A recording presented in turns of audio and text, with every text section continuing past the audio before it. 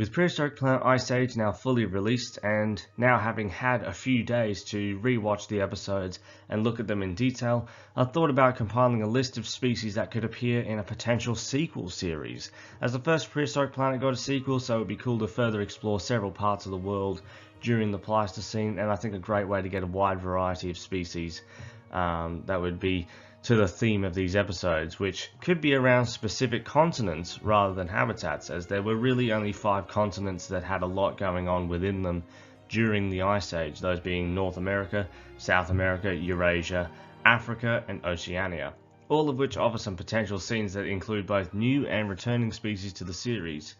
As Prehistoric Planet 2 did, this sequel could show many of the returning species in new ways, whilst also expanding the prehistoric world and including a variety of different kinds of animals, and not just the land mammals either. So we'll start with a few new species, then go into some sequences for returning animals and possible contemporary species that could play roles here. We start this video with the Paleoloxodon, whether the show were to depict the Recce or the Pneumaticus, both of which would depict the largest land mammals to have ever existed, just in different places, with the Recce being native to East Africa and the Pneumaticus being from India. It would be fantastic to see this massive beast be given some good time in the spotlight, and could be a good opportunity to put it next to some contemporary elephants to show its great size in comparison. As I've placed it in the Eurasia section, a scene showcasing the Pneumaticus in this episode would be great, and we could see the Recce species in the African episode. Staying in India, a depiction of the giant civet Vishnuictus would be a unique animal to see brought to life, and can be as simple as seeing it roaming the forests as the Paleoloxodon browse, or something of the sort, seeing various animals from India just roaming the forests as the Paleoloxodon roam about. A group of animals that was omitted from the first season were the pinnipeds, and the Ontocetus, an ancient species of walrus from the Pleistocene, would be a fun inclusion. Native to the North Sea, it could bring together a really creative coastal scene. A notable seabird is the great auk, a now extinct species that, like the previous season's Steller sea cow, was unfortunately driven to extinction by humans. And this second season would be a great opportunity to see species that we as humans sent to extinction, as many of them were around at this time. So I think it's just a good idea to have species like the great auk featured here. So this and the Ontocetus were both native to the North Sea, and could make for a really cool coastal sequence in a Eurasia episode.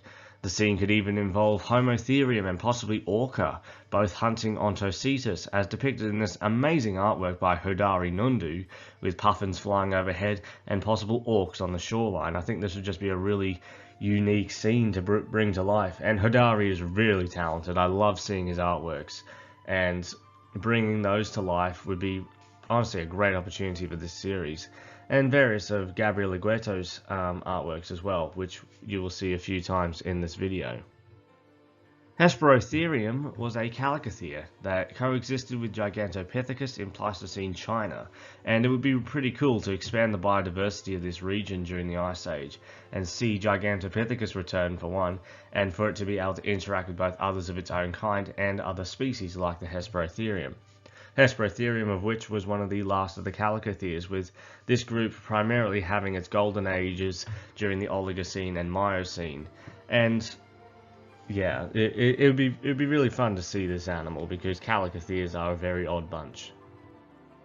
The giant steppe bison would be a great animal to see roaming the mammoth steppe alongside the many herbivores like the saiga antelope, musk oxen, reindeer, megaloceros, elasmotherium and mammoths, just to really flesh out that whole steppe ecosystem with all these different herbivores coexisting together.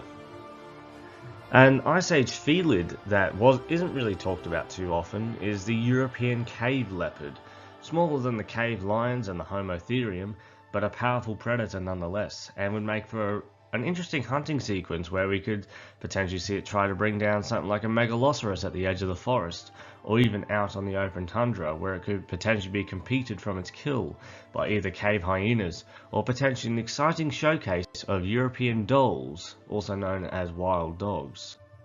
Speaking of which, the European dhole would be a really great opportunity to showcase some canid diversity in Europe, and what would make for an interesting face-off that does occur in modern India, with dholes and leopards occasionally encountering one another. And dholes themselves are one of my favourite animals, favourite canids to be fair.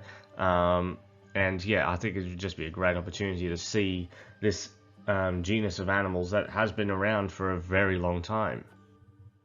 From Eurasia, we now head to Africa, with the Civatherium, a unique looking animal that would really stand out, with it being a more robust relative of modern giraffes and okapi, with large spade-like horns protruding from its skull, resembling antlers of a moose. We could potentially see two males compete for the attention of females, much like giraffes do today. How they fight, we don't know, but it would be really great to potentially speculate in this series. Some extra primate diversity would be good to see, particularly the large baboon relative, Dinopithecus, a rather large monkey that, like modern baboons, is more than capable of being a successful hunter. And it would be great to see this species be given some more spotlight, because it isn't really seen too often in paleomedia, but it is fairly often talked about, to be fair, as it was a fairly terrifying animal that would have been a bit of trouble for our ancestors. Also found in East Africa is the Megalotragus, a giant hartebeest that would be fun to see brought to life with its distinctive horns. The Metrodochurus, or giant warthog, would also be good to see alongside the other African megafauna from this time. It would be great to see prehistoric Pumba. The Meganterion, a species of Machaerodonts or saber-toothed cat, would be another species that would add to the diversity of this landscape of both various contemporary animals and extinct ones. Crocodilus thorbianusoni was a giant crocodile that lived in Kenya along with these other megafauna species and absolutely would have ruled the rivers. This species, though, is thought to have gone extinct about 2 million years ago. So alternatively, the closely related Crocodilus anthropophagus, or even just the contemporary Nile crocodile, could fill this slot, as I think this series could potentially spend a little bit more time prior to the Ice Age, because the Ice Age, of all things, was a very interesting time, but the time before it actually properly occurred was also a very interesting time and had all these pretty cool creatures, so it would be interesting, but let me know what you think. Archaea indris, the largest known species of lemur to be discovered, would also be a great animal to see brought to life in the series, as prehistoric lemurs haven't been depicted nearly as often as they should, as several species were really incredible. Archaea indris in particular was about the size of a modern gorilla, larger than any lemur alive today. It's often nicknamed the sloth lemur, as it would have potentially hung upside down in trees, but yeah, seeing such a large lemur would be very interesting in this documentary. Spending more time in Madagascar on its own would be fantastic, as the Voai, or Malagasy horned crocodile, would be a great species to see in some extended Madagascar segments, and is a species that has been gaining popularity of late due to its unique appearance. It would also be fantastic while in Madagascar to see the extinct Malagasy hippos that also live there, with two particular species from this time being the Hippopotamus lulumina, which was more closely related to Nile hippos, and the Pteropsis madagascariensis, which is related to pygmy hippos. You can see both of them here with the elephant birds in the background, as well as a giant kua there as well. Alongside these other Madagascar natives, the well-known Archaea lemur would also be a fitting background species alongside them. The quagga from South Africa would be a fantastic animal to see as well, an extinct subspecies of plain zebra well known for its partial striping broken by brown coloration towards the rear of the animal. But it was quite prevalent during the Ice Age, and if we were to visit South Africa in this episode, it would be a perfect opportunity to showcase the animal. And having a sequence in South Africa could also allow for the bluebuck, the smallest member of the Hippotragus genus, to appear. This genus includes the modern roan and sable antelopes, but this species was hunted to extinction in the 1800s, and it would be really cool to see this animal amongst the quagga. One extra location this episode could feature is Mauritius, and take the chance to include the ever-popular dodo. Oh, pardon me, a species that I don't think has actually been seen in too many documentaries. I could have missed a lot, but at least not big budget ones like Prehistoric Planet. And it would be a great opportunity to depict the dodo in its natural habitat and amongst the animals it shared the island with, such as the giant tortoises and Mauritian flying foxes. We now move to North America with the American mastodon, a very successful proboscidean from North and Central America that is quite well known.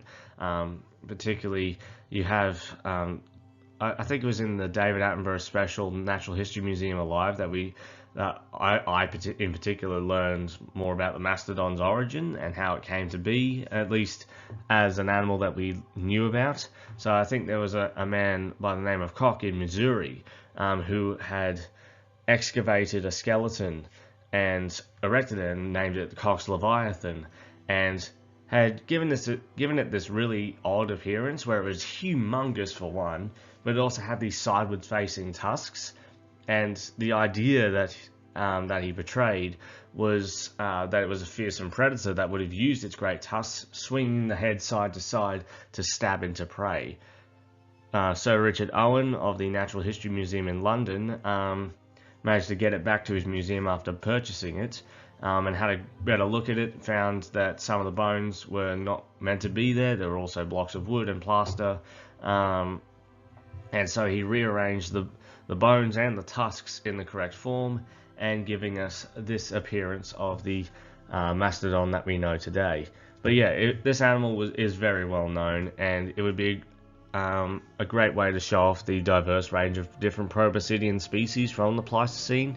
And also, this sequence could also depict a battle between two competing bulls, as elephant fights, they're monumental to say the least, and seeing something like it in Prehistoric Planet would be really cool, almost akin to the Dreadnoughtus fight from Prehistoric Planet Season 1. But yeah, let me know what you think. Would you want to see the mastodon face off against another mastodon, or potentially Columbian mammoths battle one another, or woolly mammoths? Let me know in the comments. In North America, we could also see the longhorn bison, which would coexist with many of the animals found in La Brea, such as Columbian mammoths, Smilodon, and direwolves. North America was also home to the American lion. So this species was the largest cat to ever evolve, being larger than Smilodon populator and the modern tiger. It was a formidable predator, and one that should be talked about a lot more often, as it is the largest cat and would have been a very powerful animal in its environment. Another exciting wildcat from Pleistocene North America is Myricynonyx, the American cheetah. Far larger than modern cheetahs and more powerful, able to tackle much larger prey on its own than any single cheetah in Africa could today. It would be a great opportunity to potentially depict it hunting the next fastest land mammal on Earth today, the pronghorn, a relative of giraffes that resembles an antelope that is still around today and is native to North America. Another notable ungulate from North America at this time was the Hageman horse, otherwise known as the American zebra. These were a powerful wild horse that was a real challenge for many predators like Myricynonyx, American lions, and direwolves to try and tackle. Camelops was a large camelid that also roamed North America and would diversify the range of different ungulates showcased on the continent. And it would be pretty fantastic to have a snowy sequence in North America again, like we had with the Megalonyx, and could potentially see Megalonyx alongside the Camelops. Castorides was a giant beaver, a formidable animal that would make for an interesting protagonist for a scene showcasing the North American waterways of this time, and could be a great opportunity to feature a few other species, particularly Cervalsis, otherwise known as the stag moose, which would have filled a similar ecological niche to modern moose, which was slightly larger than the modern Alaskan moose, and would be a great animal to see alongside the Castorides, which you can actually see in the background of this image. A species that could also appear alongside many of the species in the southwestern United States I've mentioned already is Nothotheriops, aka the Shasta ground sloth, which could simply appear as a background animal, as we have seen many sloths of the Ice Age so far. Now, South America. I have an interesting idea where a sequence takes place just before the Ice Age begins, when the terror bird Titanus is struggling and competing with the newly evolved Smilodon for food. It would just be a great opportunity to include one of the last giant terror birds in the series, and would be great to see an animal like this designed by Gabriel Agueto, one of Prehistoric Planet's artists, brought to life, as he did actually design the Celopterus in Ice Age Season 1. But yeah, seeing a giant terror bird would be awesome. Toxodon was one of the largest herbivores in South America at this time, and it would be good to see this animal return to the screen and show off its power against the Smilodon and potentially the Arctotherium of the continent, as Toxodon was actually featured in Prehistoric Park for those who have seen the series. But yeah, Toxodon would be great to see return. An appearance by one of the giant ground sloths, with the Megatherium in particular being one that I'd like to see return to the screen, and potentially have it defend its young or itself against one of the large predators of the time. It actually would be incredible to see how a Megatherium would fend off an Arctotherium. Cuvierornis was one of the most widespread and last of the Gomphotheres, a group of proboscideans related to mammoths, mastodons, and modern elephants. It would be a real treat to see this family represented in a documentary to showcase how South America at one point in history did have elephants. This species is particularly well known for its spiral-like tusks, almost like the horns of bongo or eland antelope. South America has many offshore islands, and one of the most famous of its archipelagos is the Falklands, which once had their own native canid that was unfortunately exterminated by us, and that is the Falkland Islands wolf, or wara. It would have preyed on the penguins and young seals of the island, but was well known for their curious and docile nature towards humans when explorers arrived. It was, however, seen as a threat to livestock, despite not actually killing a lot, if any, sheep, as the animals would have been unfamiliar to the wara, and more difficult to actually hunt. A sad tale, but another reason I'd like to see it featured in Prehistoric Planet. Now on to the last region, Australasia. This is where the series could revisit a few old faces from the previous season, whilst also introducing a range of new ones, such as the Thylacine, an animal that was around during the Ice Age, only becoming extinct in 1936 due to targeted hunting by humans. It would be great to see this animal in the series, hunting small animals and looking after its joeys. The Haas Eagle was an animal that I really wanted to see in Season 1, but it never showed, so it would be fantastic to see the return of the moas of New Zealand and see how they had to survive against such a formidable bird. Ganyornis was one of the largest birds Australia has ever seen, the last of the mahurungs, or thunderbirds. I apologise if the pronunciation wasn't quite correct on that. This animal was a herbivore and survived in wetlands up until about 50,000 years ago, when its wetland habitat in Australia's heart began to disappear. It would be great to see the species portrayed in the show, as it's a relatively recent discovery, and would be a great opportunity to further display a diverse range of birds from this time. Murray glossus was a giant echidna from Pleistocene Western Australia, and would certainly diversify the mammal roster, with it being one of the most notable monotremes alive at the time, and certainly the biggest. Monotremes even today are an oddball in nature, with only 5 species alive today, the platypus and 4 species of echidna, but seeing an extinct one would be fantastic for the series. Quincana was a terrestrial crocodiliform that is thought to have been a direct competitor of Megalania in many parts of its range, likely being the next most formidable predator after the great lizard. There are a few different crocodilians from this time, but this one was by far the most unique. The Megalania was a large terrestrial turtle that ranged throughout Australasia from the mid-Miocene to the Holocene, with the majority of its remains being found on Lord Howe Island, and that's where I feel its segment should take place, giving it a bit of separation from the other animals, allowing it to take the spotlight entirely. Now that's a lot of new species. Now we'll run through a few species from the previous season that I think should return for the sequel. The first, of course, being the woolly mammoth. And I also think both Smilodon, Fatalis, and Populator could return for the sequel, with the former appearing in the North America episode, potentially competing with the American lion, and Populator could return in South America, where a group could be portrayed bringing down a Toxodon.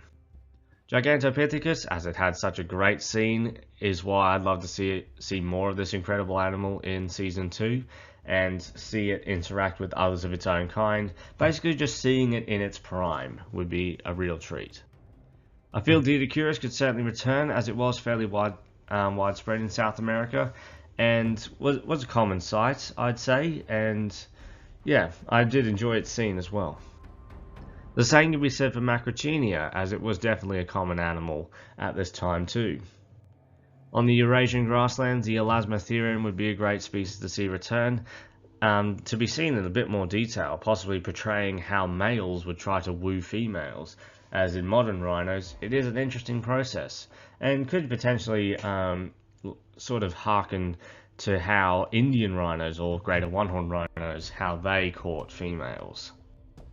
Megalosaurus 2 should return in this environment, as it was another very memorable species in the first season. As one of the largest mammals in North America, the Columbian mammoth should certainly return as well. Direwolves too should reappear, as they're a great species and I'd love to see a little more of them. Megalania, need I say more?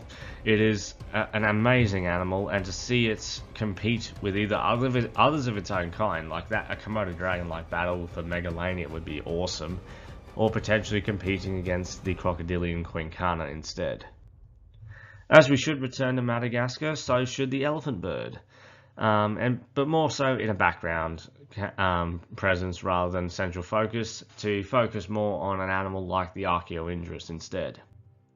Thylacoleo could also return, as it was a fantastic animal, and wouldn't be too bad seeing it when they were in their prime, hunting throughout the forest rather than struggling in shrubland habitats.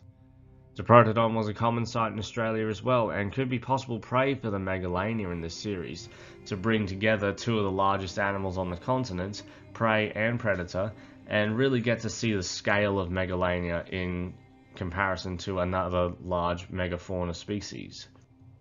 With the Haast eagle of New Zealand, the giant moa should return here too, as it was the eagle's primary food source.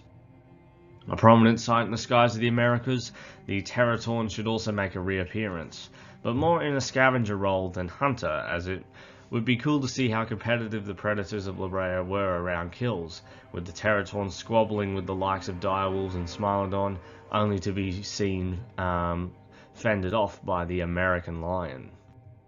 As there is a sequence in East Africa that I'm picturing, having an Enhydriodon as the sole focus of the scene would be great. To see these animals actively hunt prey would be interesting to see how it would be depicted, as these are otters. Otters are much better at hunting prey in water, but these terrestrial otters, it would be a great opportunity for some creative creative scene work, as otters hunting on land is certainly something that I haven't seen in a documentary before. With an episode taking place in Eurasia, seeing the woolly rhino at least once would be great, especially seeing it is in a landscape populated by other giants of the mammoth steppe. The cave lion is an animal I would also like to see more of, as they were a fairly common predator in Eurasia at the time, and it would be great to actually see it hunting large game, or potentially even defending its territory from rivals. As stated earlier, it would be interesting to see the Homotherium return, but be venturing to a coastal environment where it would be hunting Ontocetus on the shores of the North Sea, and it's a very interesting scenario that I'd love to see brought to life. Arctotherium is a species I really want to see more of, and as stated earlier, seeing it attempt to tackle an animal like Megatherium would be a very interesting scenario.